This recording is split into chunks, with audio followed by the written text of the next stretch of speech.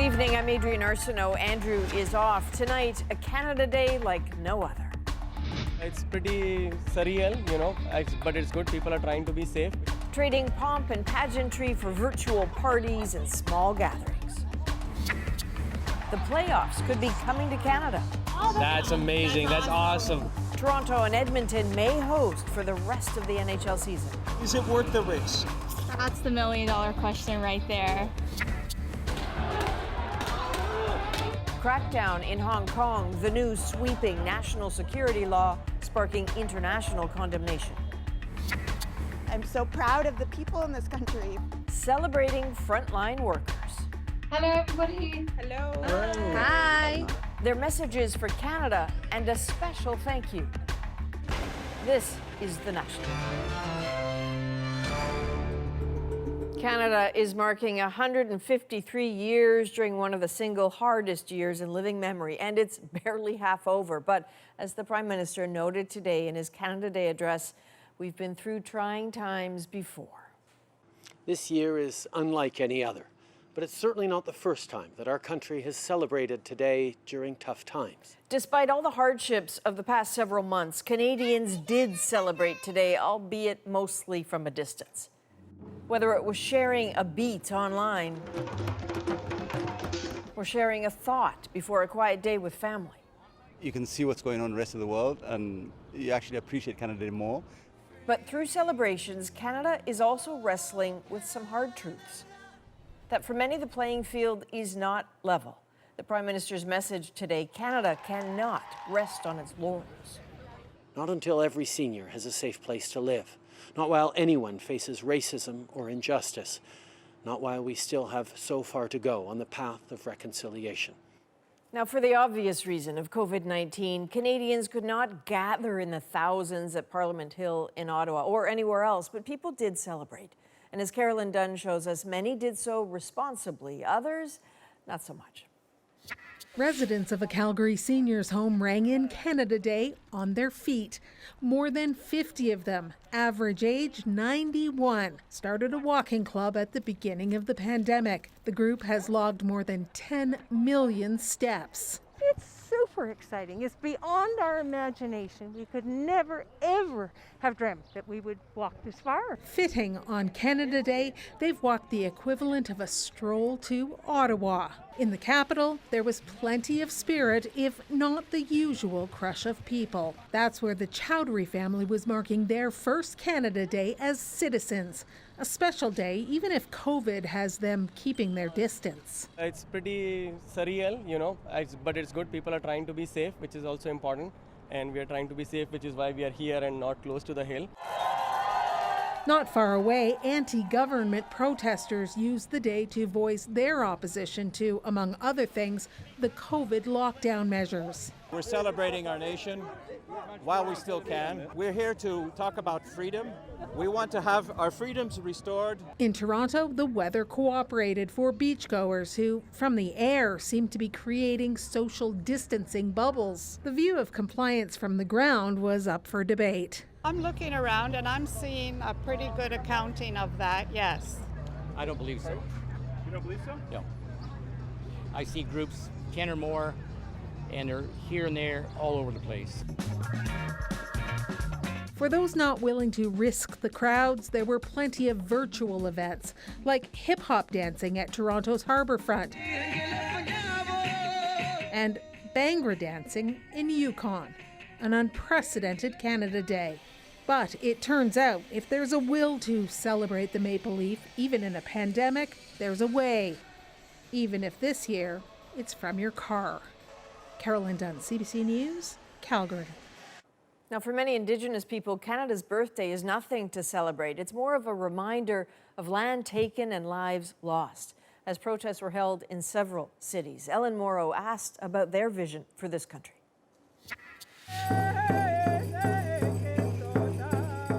On Canada Day, a dance of power and of pain.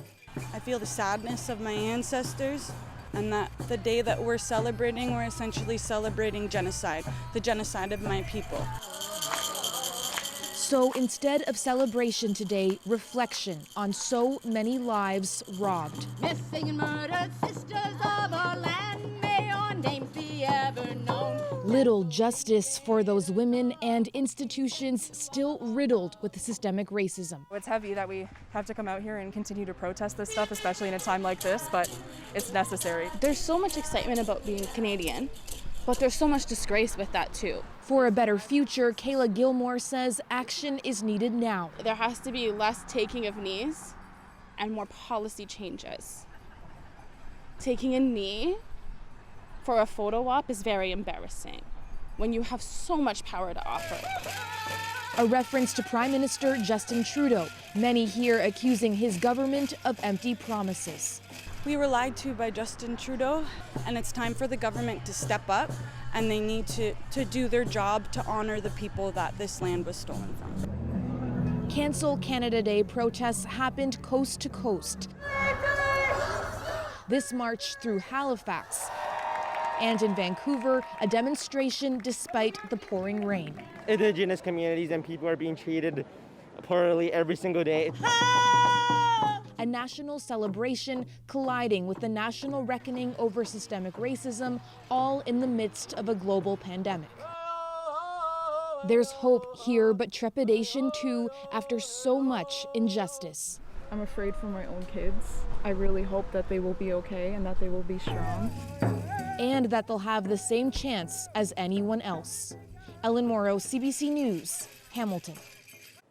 In Toronto, a very visible statement against racism. A group of 16 artists of color came together this Canada Day to help create this Black Lives Matter mural to show Canada should have zero tolerance for anti-Black racism. There's some very promising news for hockey fans this Canada Day. 2 Canadian cities are all but sure to host the remaining NHL games. And just to be safe, let's call it a mostly, almost assuredly 99% done deal, probably. Devin Haru explains. At long last, it appears the saga is over. Reports today Edmonton and Toronto are the chosen ones. Leafs go! Some fans are thrilled, others are skeptical. Is it worth the risk? That's the $1 million question right there. This moment is not the best time to do it, so we have to wait, you know? I think that it's going to be kind of like having the Olympics or something like that, where all the games are here, so the hype is going to be here. There's no better sport to watch as far as being Canadian watching hockey. Fires a shot, score! Up until a few weeks ago, Las Vegas was a front-runner, but a spike in COVID cases in the U.S. changed the game in a hurry. They would likely be leaning towards areas that have the epidemic under tighter control. Now McDavid across the try, NHL players will be under strict quarantine, bubbles in both cities. Back, McDavid shot, restricting movement, which for the 2 final teams could last for months. I also think that the risk to the local community is negligible. The NHL Players Association still has to sign off on these plans, and some players have already voiced concerns, but health officials and politicians in both cities are ready to move forward. And where else would it be more appropriate, beyond whatever other city they choose, to have one of the hubs than here? But what is the actual payoff? The city will be on display, and I think it'll give an opportunity for images of the city to be broadcast. The prize? Hundreds of NHL players and team officials infiltrating 2 Canadian cities. Toronto won out and Edmonton won out because they were deemed to be safer, healthier spaces than other cities in competition. Nearly 5 months after the last puck drop, Hockey Night in Canada looks set to return. Devin Haru, CBC News, Toronto. While NHL players may soon be coming to Canada, there's still many people who can't due to the COVID closures at the border. Some restrictions were lifted last month to help families reconnect, but as Valerie Willette shows us, many are still separated. Hey, Mom. A welcome visit for Patricia Janes. You look nice today. Her daughter Mary comes to this long-term care home almost every day to see her mom. It's like going from having a conversation to hanging your head and not being able to concentrate at all. But Mary's brother Tim is still stuck in the U.S. He is not a Canadian citizen or a permanent resident, and so he can't come visit. It doesn't seem right to me that you would allow a tutor in and not an adult child of a parent that's starting to lose their memory. The list is big. Somehow they manage to leave sons and daughters off. So, it's beyond frustrating. When Ottawa said immediate family of Canadians could come visit, the family was relieved until they read the fine print. Turns out the government's definition of immediate family does not include siblings or children unless the child is a dependent. This Toronto lawyer says it's been a problem for years. It's interesting that COVID-19 now exposes these pre-existing inequities, and I hope that more Canadians become aware of this and will be calling on the government to change the law for all of us. Canada Border Services Agency declined an interview request, but told CBC in a statement, the government recognizes that these are difficult situations for some. However, these are unprecedented times, and the measures imposed were done so in light of potential public health risks. The family asked Canada for an exemption, but haven't heard back. What is your biggest fear if this continues? That I will never be able to be in the same room with my mother again. Hey, Mom. For now, all his family and him can do is say hi from a distance. It's too comfortable for you. Valérie Ouellet, CBC News, Montreal. Bye, Mom. We love you. South of the border, the U.S. has cornered the market on one of the only drugs shown to treat COVID-19, remdesivir. Manufacturer Gilead Sciences says all of July's output and 90% of all of that set to be made in August and September will go to the U.S. government. Gilead says any excess supply will be available for other countries. Now, whether you call it the new NAFTA, NAFTA 2.0, or the USMCA, the new trade agreement between Canada, the United States, and Mexico went into effect today. But as Katie Simpson shows us, that does not mean trade troubles are over. I'm going to tell our NAFTA partners that I intend to immediately renegotiate the terms of that agreement to get a better deal by a lot, not just a little, by a lot for our workers. This is the moment senior Canadian officials quietly say was the start of a 4-year national nightmare. Thank you. A threat from then-candidate Donald Trump with potential to upend the country's most important trading relationship. So there is relief. The deal survived renegotiation and finally comes into effect today. It's great. I think it's good news for Canadians. The revamped agreement means American farmers can sell more dairy products in Canada. Automakers must use more North American-produced supplies, and higher labor standards in Mexico are now required as a way to encourage companies to consider the U.S. or Canada for new factories. This will bring jobs back to the United States, and I think as we see this pandemic, we understand the need for onshoring many other jobs in critical industries as well. COVID-19 has strained the North American supply chain, and many of the manufacturers who rely on trade are suffering through the uncertainty. Adding to those tensions, fresh threats from the U.S. to slap tariffs on Canadian aluminum, showing that even with a done deal, the White House remains an unpredictable partner. Canada's ambassador in Washington is trying to convince the Trump administration to leave Canadian aluminum alone. It's quite crucial to the health of their manufacturing sector, especially now. So, I think we'll work through this with them. The new NAFTA is considered a political win for the leaders of all three countries. Mexico's president plans to come here to the White House next week to celebrate. The Prime Minister's office will not confirm if Justin Trudeau has been invited or if he plans to attend. Katie Simpson, CBC News, Washington. Russian President Vladimir Putin has won the right to potentially stay in power for life. A majority of Russians voted to approve changes to the Constitution, allowing Putin to seek office 2 more times and remain president until 2036. The package of constitutional changes also outlaw same-sex marriage.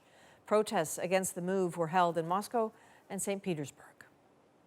And the Canadian government warns that traveling to Hong Kong now puts you at risk of arbitrary detention even extradition to China. It is because of a new national security law meant to shut down calls for independence.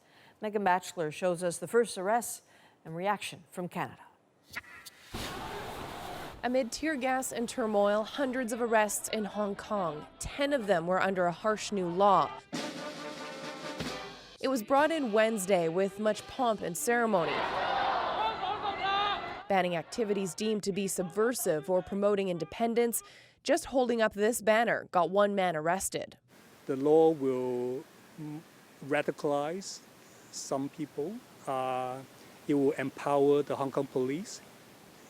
There will be more clashes, and that's deeply worrisome. Carrie Lam, Hong Kong's chief executive, stood by the law, saying it will help defend the stability and prosperity of the people. There's been civil unrest here for more than a year. I think very obviously the purpose of law is to change Hong Kong from rule of law to rule of fear. A rule of fear that's meant to reach overseas. Protesters here in Vancouver not only concerned for those in Hong Kong, but for themselves. Even in Canada, anyone found breaching this new law could face arrest in China or Hong Kong. Protesters in Canada just as defiant as those in Hong Kong in spite of that risk. No, I'm not nervous. I will go back to Hong Kong for this year. No. Canada joined 26 countries condemning the law through the UN Human Rights Council. UK Prime Minister Boris Johnson went much further. He invited 3 million Hong Kong residents who have a certain British travel designation to live and work in his country right now on a path to permanent citizenship, an extraordinary measure in a desperate time. Megan Batchelor, CBC News, Vancouver.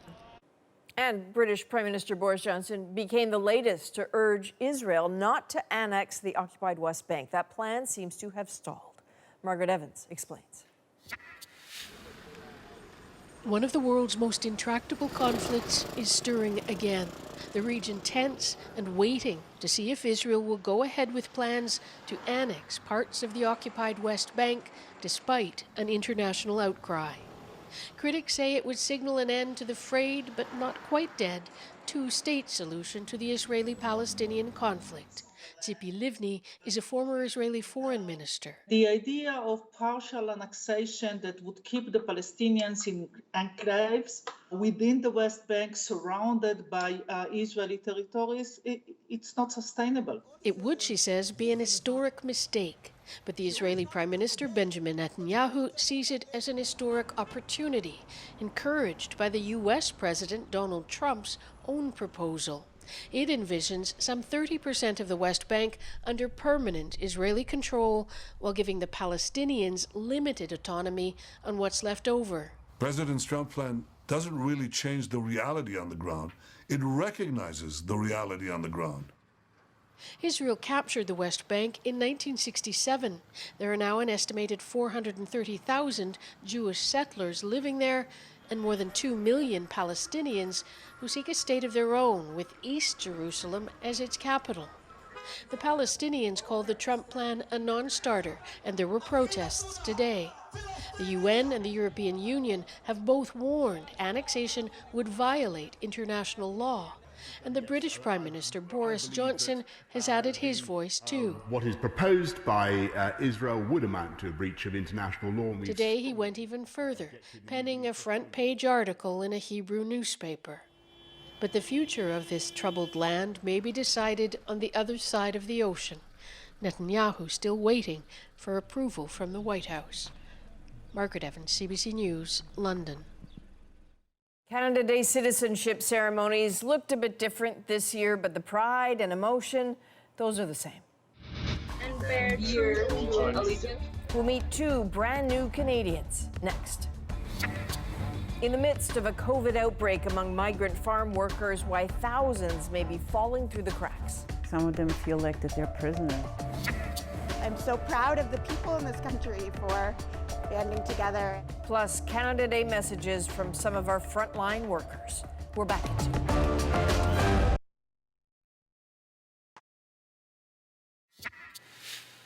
2. Welcome back. Clearly, Canada Day is a special date for new Canadians to take their citizenship oaths together and in person. Well, COVID-19 ruined that this year. But as David Thurton explains, for those who took the oaths online, it was hard not to be excited about the future.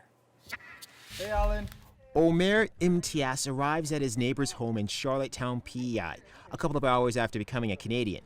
I came to Canada in 2007, so I'm feeling ecstatic. I never thought this day would come, but here we are, and the day has arrived, and I'm officially Canadian. Happy Canada Day, everyone! He and 18 other Canadians attended a one-of-a-kind citizenship ceremony earlier today. Not in person, but from their bedrooms and backyards, connected virtually. And bear true allegiance. Many at the virtual ceremony have already pledged their lives to Canada.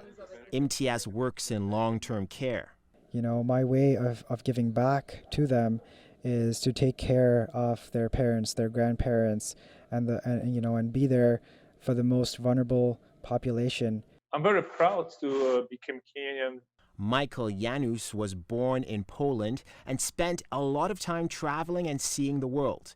Canada's natural beauty made him stay. But despite the postcard beauty, he knows the country has some ugly history.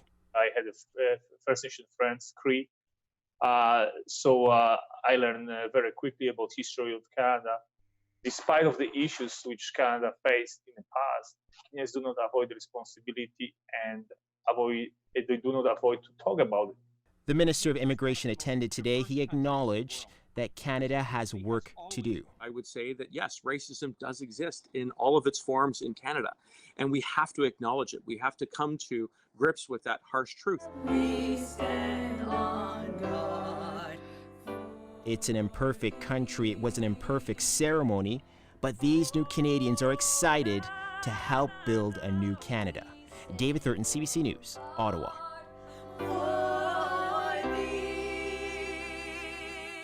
And frontline workers at a BC hospital got a very special thank you for Canada Day, a video chat with the Duke and Duchess of Cambridge.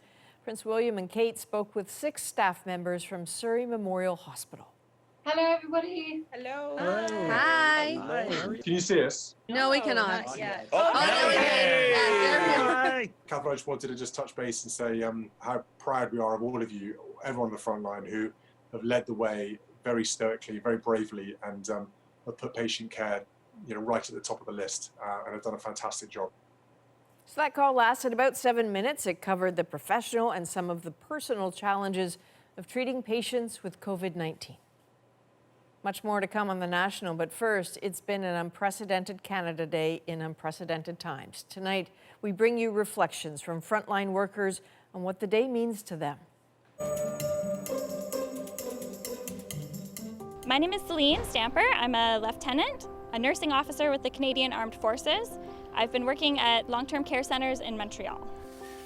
I'm a new nurse. I graduated nursing school just last summer, so this is all new to me. I never thought that when I graduated last year I'd be working in a pandemic, working at a long-term care center in Montreal, where I'm not from. It's really opened my eyes to nursing in general and the care that we give, and there was a lot of residents that we got to know. In particular, there was a couple who actually shared a room, and they've been married for over 40 years, and they were able to stay together in the room. They beat COVID and together, which was really amazing. When you think long-term care, sometimes you think more slow pace, but that's not the case at all. You could tell the staff was so appreciative that we were there. It kind of took a load off their shoulders. We were able to help out where we could. Going into a province where we didn't speak the language, the team and I are all Anglophones, so we were worried that it would be difficult, but everyone was very, very welcoming and so appreciative. People on the street would stop us and thank us for what we were doing. So it's just the welcoming community of Canada. What's been motivating me through the pandemic is having my support of my spouse. My spouse is in Petawawa, so we FaceTime every few days. My dog always gets on the phone and he's wiggling his tail every time he hears my voice, which has been really cute. I also have the support of my team here. I don't think I could do it without the social support. To everyone, happy Canada Day.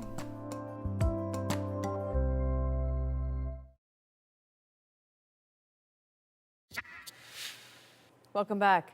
Thousands of migrants come to Ontario every year, and we know now that some of those farms where they live and work are hotbeds for COVID-19. The entire province is now in phase 2 of reopening, except for this one corner in the southwest. That's Windsor, Essex, home to 2 big farming communities, Kingsville and Leamington, and an outbreak of COVID-19.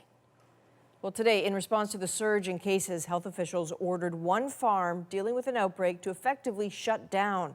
But that still leaves thousands of other migrant workers falling through the cracks. As Jonathan Gatehouse explains, that may be because many are undocumented.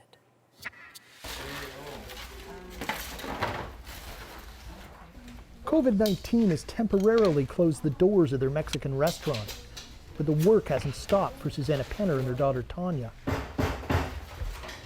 They've been up since 5 a.m., cooking meals for migrant workers. They'll spend the next 2 hours dropping off food for 400 workers in the area. Tanya and Susanna are 2 of the few people allowed onto the farms during the outbreak. They're hearing the workers' worries. Many complain about the strict lockdowns imposed to control the spread of the disease. So some of them are really worried what's going to happen. They feel like they have no rights, that everything has been taken away from them, that they're here. Like some of them feel like that they're prisoners. Last week, the province started testing migrant workers at their farms, promising job protection for anyone who ends up in quarantine. But Ontario's plan doesn't cover undocumented workers, an open secret around town with hundreds, if not thousands, in the area. Farm laborers who aren't here on government permits, hired instead via temp agencies and fly-by-night recruiters who shuffle them from farm to farm, taking a big cut of their pay. Rogelio Munoz Santos, a 24-year-old from Mexico, died after testing positive for COVID-19. He came to Canada on a tourist visa. This man worked with Rogelio in a greenhouse. We're calling him Juan to protect his identity because he too is undocumented. Their jobs were arranged by a Canadian recruiter, their wages paid in cash, their safety overlooked. We started to get sick, he says, all of us, but with different symptoms. We knew that we had the coronavirus. Some of their final days together were spent living in this motel in Leamington. Juan says no one came to check on them or offer them food and water. They abandoned me. They never gave me anything, he says. Same with Rogelio. They also abandoned him. Santiago Escobar is an advocate for migrant workers. He estimates that at least 2,000 farm laborers in Windsor, Essex lack the proper paperwork.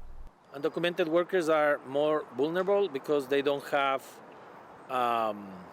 status, so-called legal status. They don't have access to the healthcare system.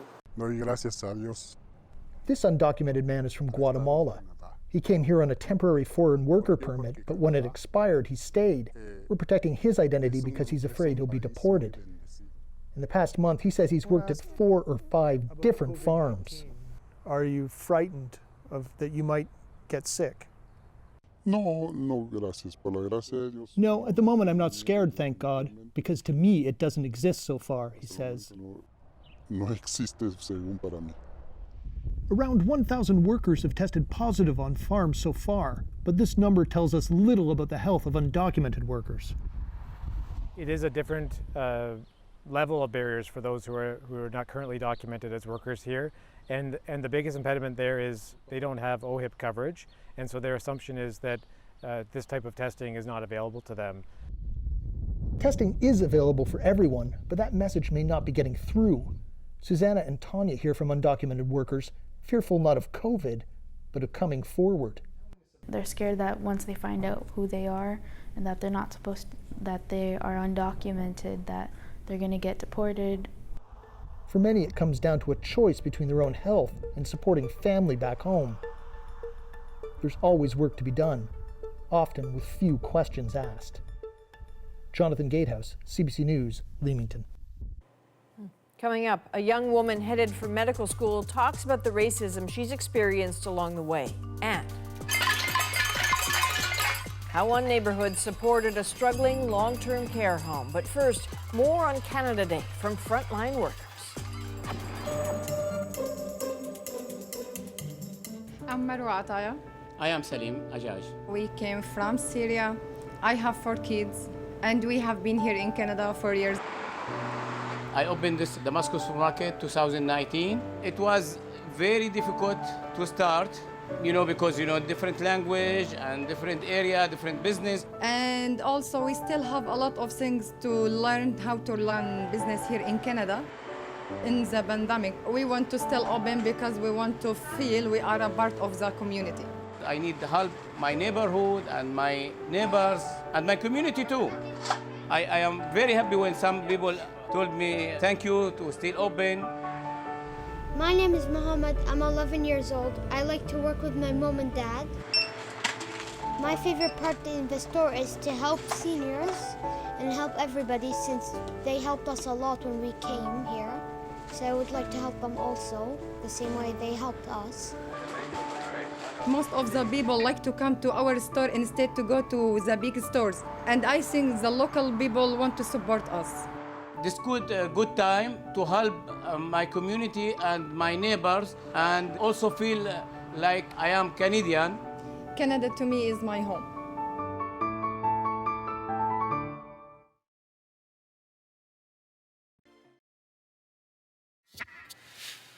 24 young Black people have achieved a first in Canadian history. They have all been accepted into the University of Toronto's Faculty of Medicine. That is the largest cohort of Black medical students this country's ever seen.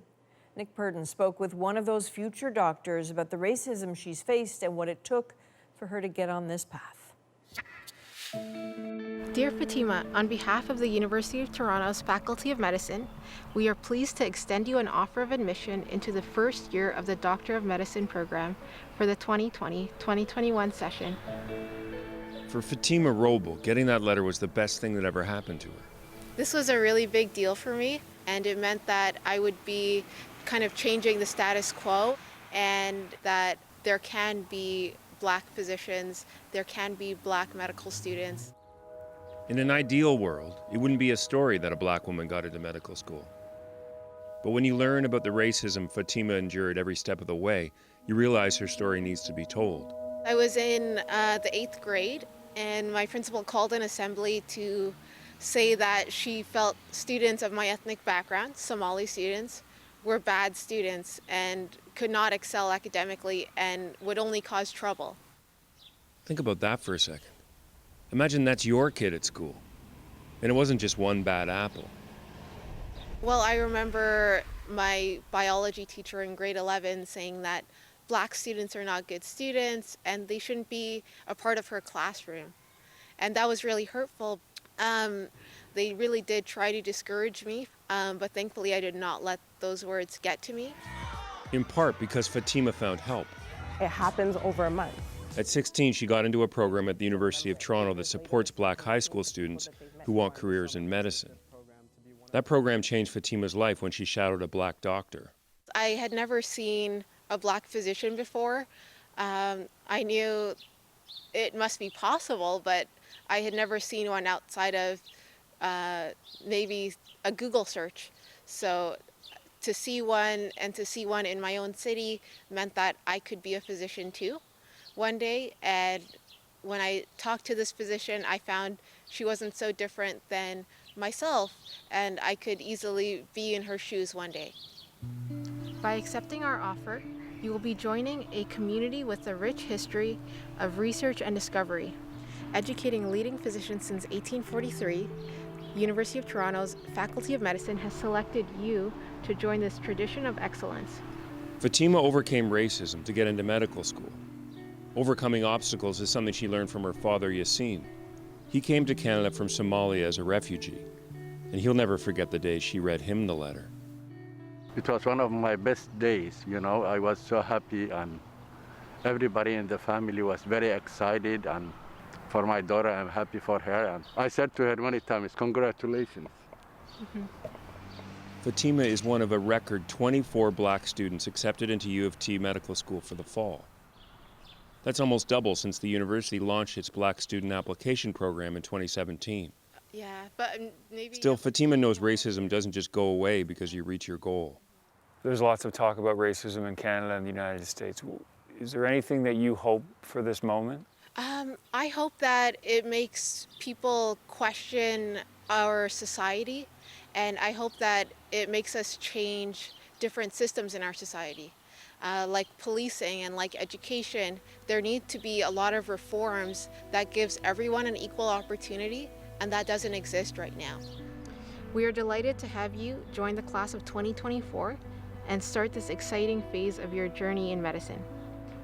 Yours sincerely, University of Toronto. Nick Purdon, CBC News, Toronto. Working from home can be a challenge. Working from home with kids, that's a whole other level.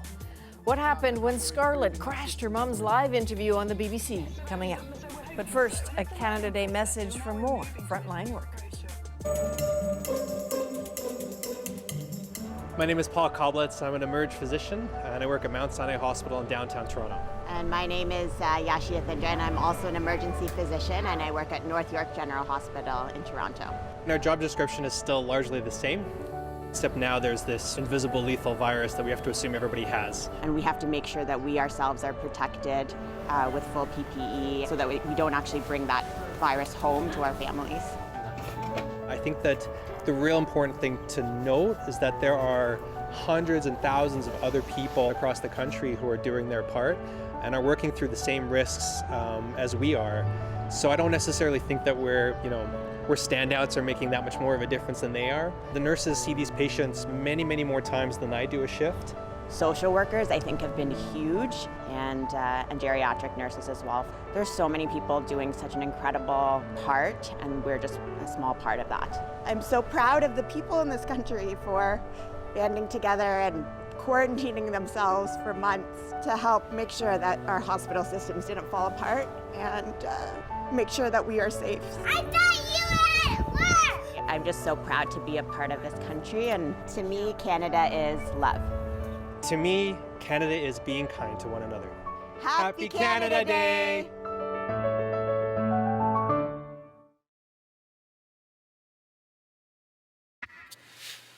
Welcome back. July 1st marks more than just Canada Day in Quebec. For thousands of people, it's moving day as many leases across the province end.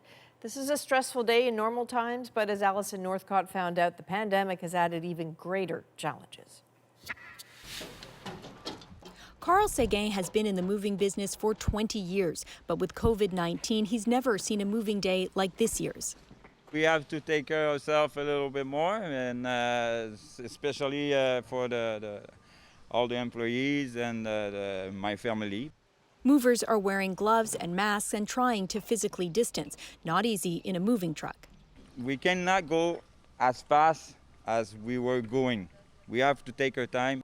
The company he works for says it spent $100,000 to make things safer, including having trucks disinfected each night. If, for example, we have to continue to spending a lot of money to prevent the COVID, of course, in the next year we will have to raise our price. Mathieu Carrier is only moving down the street, but says COVID is an added complication. Usually we would have help from friends, he says, but this time he doesn't because he worried it would take too many people. The province put out some tips to help the thousands of people moving do it more safely.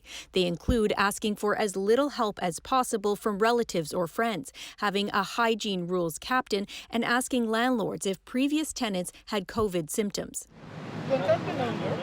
Housing rights activists say the virus adds to the stress of finding an apartment, with Montreal's vacancy rate at a 15-year low and rents climbing. This has been exacerbated by the COVID-19 crisis. A lot of people just don't want to move this year.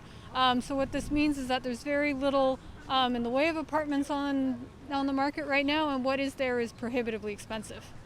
She says it's hard to visit prospective apartments in a pandemic and says it can be risky to crash with family or friends if you can't find a place.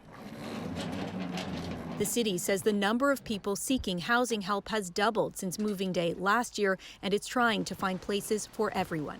Alison Northcott, CBC News, Montreal. Long-term care homes were among the hardest hit by COVID-19. Many are now slowly recovering, though, and they're not doing it alone. Tashana Reed takes us to one Toronto neighborhood that's coming together to help. Like clockwork, night after night, community members in Toronto's Parkdale neighborhood come together. In hand, signs of support and pots and spatulas to make noise. Parkdale! Their destination, Elm Grove Living Center, one of the many long-term care homes hit hard by COVID-19. More than 100 residents and staff got sick, and 21 residents died. When community members first learned of the outbreak in April, they came here in a show of support. Stella Isaac and her siblings Abigail and Jordan have been coming ever since. It seems like we've even formed a type of relationship with many of the residents who come to the window. The only way that we can encourage them and support them is through all the noise we make to just lighten up the mood inside, hopefully, every day to help them get through this as we are getting through this. For Brad Roberts, the actions of the community have been comforting. His 92-year-old mother, Betty Callflesh, was one of the residents who tested positive for COVID-19. He remembers the early days of the pandemic and the fear of not knowing what would happen. When you get that news, it's hard not to assume the worst. But his mother survived. Still, almost completely isolated from the outside world, the nightly celebrations have been something to look forward to. To see people put their time and energy and attention to people they want to show support to, but they don't know, and yet everyone shows up every night. It's remarkable. Roberts says he's thankful that the community has rallied behind the residents and staff working on the front lines. In a statement, the Elm Grove Living Center shared its gratitude, saying, "We are thankful to our neighbors for holding us up through some of our most challenging times." The experience has also brought the neighborhood closer together. Many say they didn't know their neighbors' names before the pandemic. We're just supporting one another and we're just helping one another through this time. And community members say they plan to keep coming for as long as they need to. Tashana Reed, CBC News, Toronto. Yeah, good for them. A very special Canada Day moment is up next. But first, here's one for all the parents juggling kids and work at home. And it's a learning process. So today's interview started out just fine for BBC commentator Dr. Claire Wenham until her little one, her daughter Scarlett, decided she needed answers. Okay, so obviously, and do stop me if you need to crack on. Do tell us. What's his name? My name is Christian. His name's Christian. Christian. Yes. That's deciding where it can go, where Mummy wants it to go. Oh right, where does Mummy want it to go? I think just on that shelf is great. Thank you. I'm so sorry.